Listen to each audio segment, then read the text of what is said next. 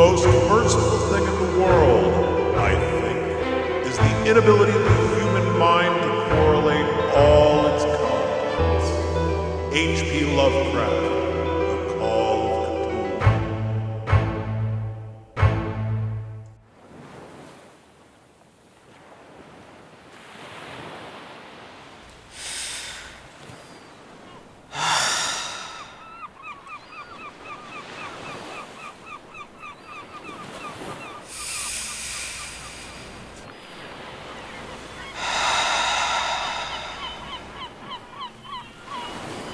I'm just off the north side of the point, where that historic district meets Salem Harbor. Every time I'm here, I'm struck by the antique beauty of this ancient frontage. I may sound like some sightseeing tourist with that sort of sentimental kitsch, but I am a true native. Salem received me at its birthplace hospital on New Year's Day of the third millennium. A seemingly auspicious date, I know, but as a Capricorn goat, I should be dubious of such obvious omens. Yet, 101 years later, 100 years after the Spanish flu, another pandemic has the doomsayer in me roused. Although wary of others in the best of times, now that we're off quarantine, I can go out. Fare thee well, Miss Man. Safe journeys. Indeed. Blessed be, Bethany. Thanks for coming. 93, have a nice night. And thanks again for the help locating an original printing. Still, I'm happy mask restrictions are in effect, not only for safety, but also for their casual anonymity. I'm not normally the sort to go in for a witches meetup, but it gave me an opportunity to make a special, rare book purchase, brokered by an unwitting and well-meaning dealer. There are a lot of occult bookstores and crystal shops in this town, and most are pretty legit. However, they cater to the typical crowd. Wiccans, neo-pagans, Thelemites, Chaots, and even the occasional Abaean, mixed in with the typical parapsychologists, Rosicrucians, and Theosophist descendants. Yet, despite so many serious practitioners of forbidden arts among occult proprietorships, the town often caters to the Halloween tourists. This gives rise to many posers and fakers. And for what little good it does, I'm happy to walk a block out of the way to properly put the chill on the queen of the faux witches and her wannabe vampire fuckboy. Rivalries with charlatans may be tiresome, but even the true witches are only dabblers in modern heresy. I practice much older arts, whose books are rare when they are not secret. I'm delighted to manage upgrading my Gold Goblin reprint of von Junst to a 1839 Black Book Dusseldorf edition. Of course, my German is inadequate, but I now have a most excellent tutor in Elizabeth. I was always fascinated with the text, but when I discovered a connection to Friedrich Wilhelm von Junst through a concealed relation to Ullmann Buchbauer, my intrigue about the work increased. Known later as Old Man Buchbauer, this dour Teuton occultist was in reality my great-great-great-grandfather, previously unknown to me due to an anonymous adoption of my maternal grandfather by a West Coast sailor. Although at the time Buchbauer was only about as old as I am now, he was not only thanked as a source for some of that book's dubious lore upon the Kinder der Nacht, of which he implied some ancestors in his line, but became the final literary executor of von Junst. However, this was only after the author, along with his friend and named executor, Alexis Ladeau, committed suicide under strange circumstances, where Ledoux slit his own throat after finding his companion dead of no known cause. Speculators supposed it was due to the content of 15 pages meant to expand an 1840 revised edition. Pages that never saw print, torn asunder by the author and then burned in the stone fireplace by Ledoux. However, I have made contact with my grandfather's birth mother, my great-grandmother, Elizabeth Book, a centenarian who has survived her child in her own way. She asserts the secrets laid out in those last writ pages before his death were already known, encoded in cryptograms in the original edition. It was only upon seeing those formulae written out plainly that the scholar lost his nerve. All later editions, even those in German, were rearranged so as to disrupt the cipher. Thus, the mass of lore lost its true formulae of power.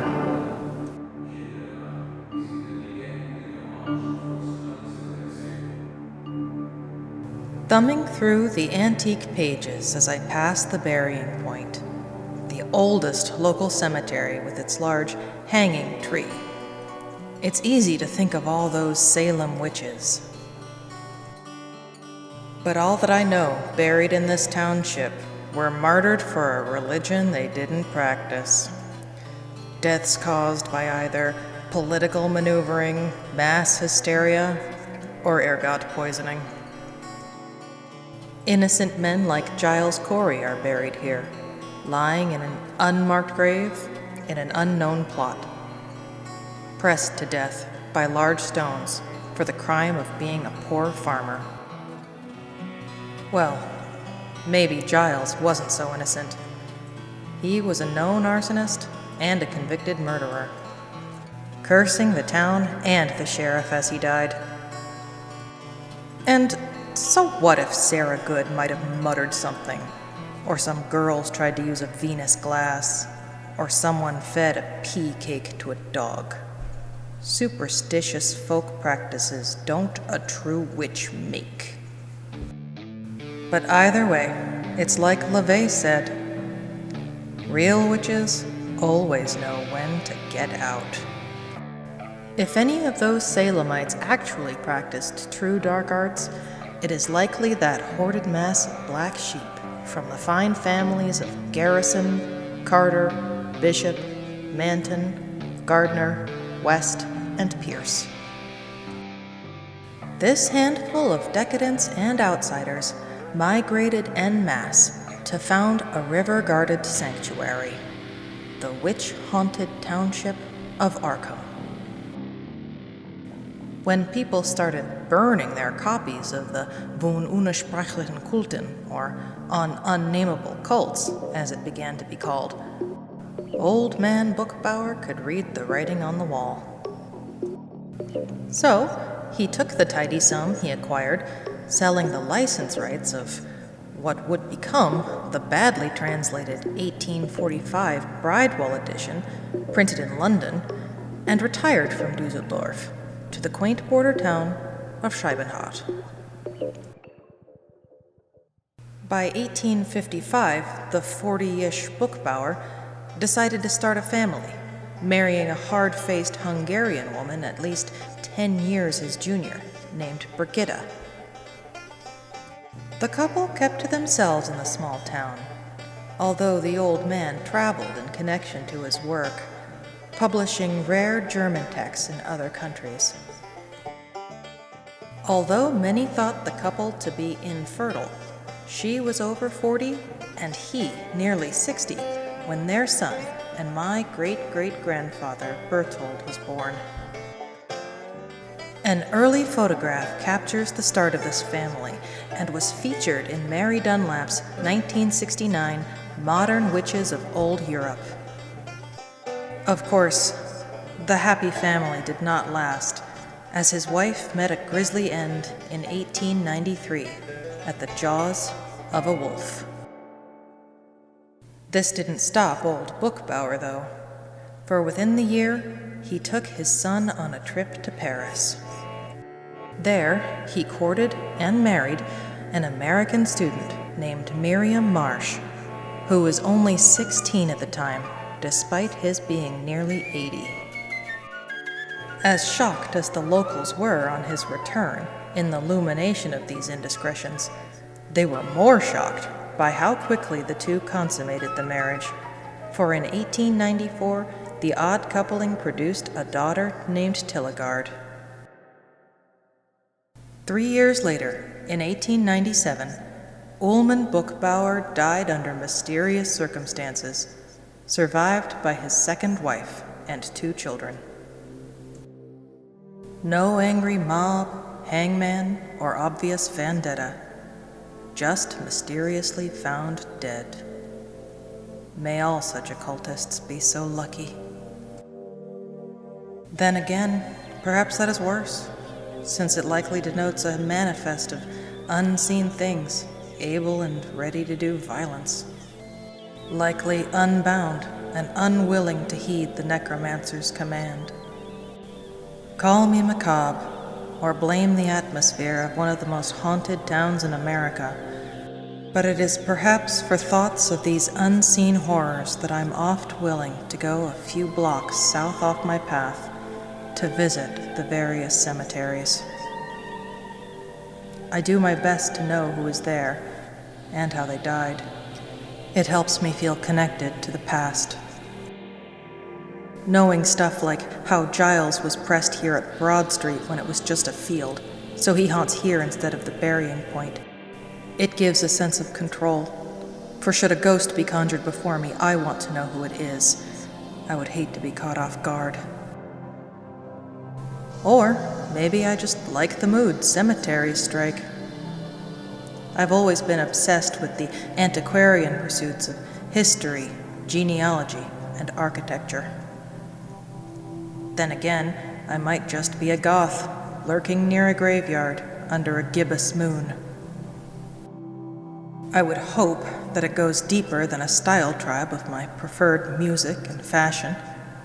I've given too much blood for that to be the case.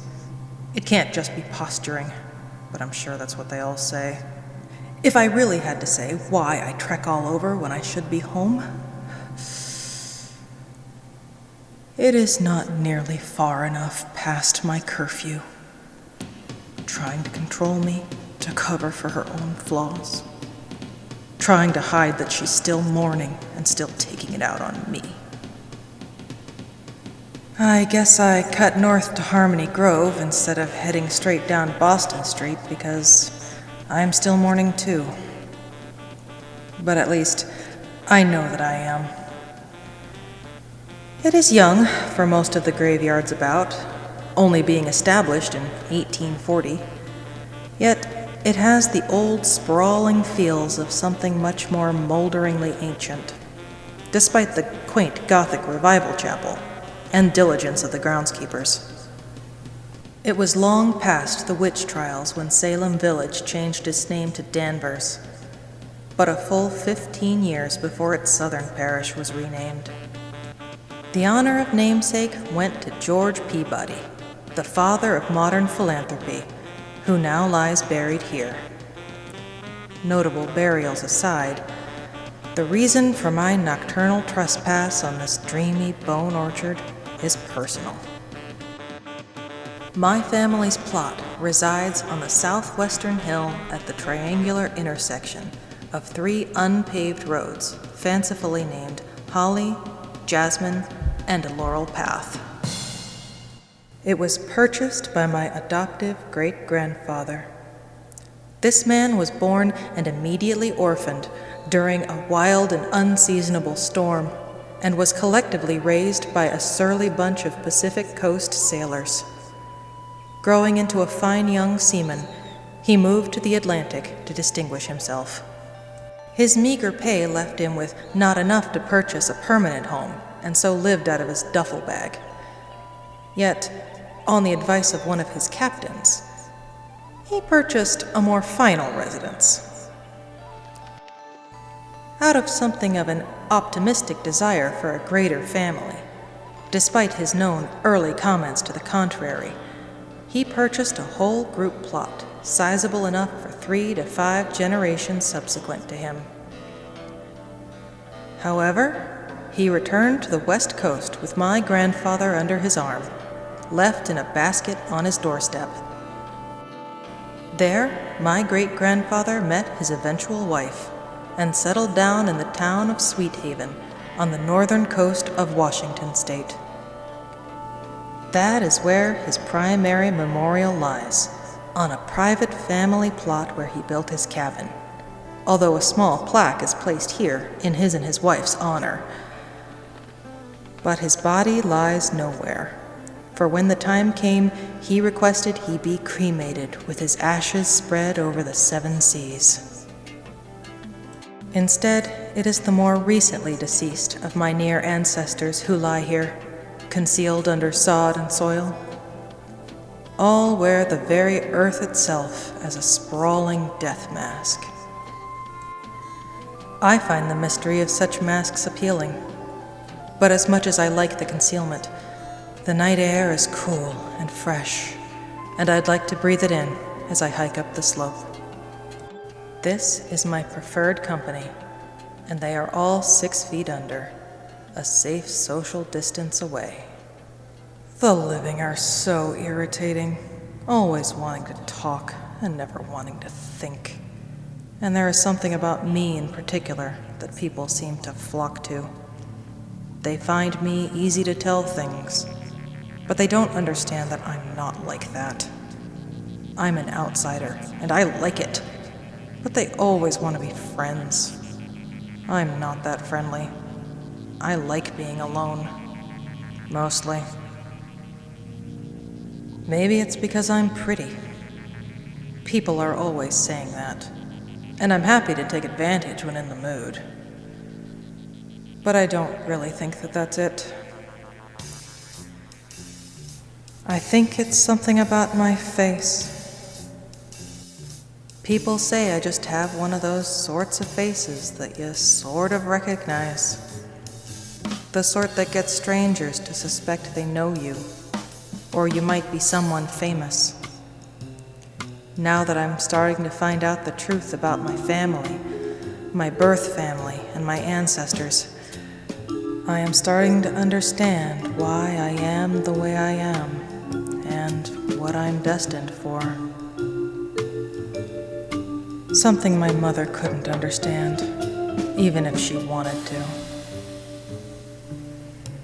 Why did it have to be her I was left with? But either way, here I am.